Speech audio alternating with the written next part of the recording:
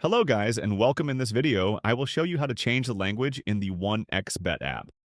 Before we continue, make sure to create a professional 1xBet account by clicking on Register. You can choose any registration method that suits you, for example, the email registration option. Simply fill in your personal details, and in the promo code section, enter BUTV. Using this code will give you a 300% bonus on your first deposit. For instance, if you deposit 1,000, you'll receive a total of 4,000 in your 1xBet account. Now, let's get back to the video. It's very simple to do. To change the language in your 1xBet application is very simple. The first thing you need to do is click on the menu. Next, click on Settings.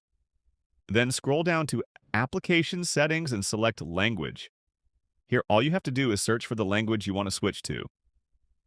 For example, I'll search for French and tap on it. As you can see, it says I need to restart the application to apply the change. So, after restarting the 1xBet application, the language will be switched to French. Thanks for watching, and I will see you in the next video.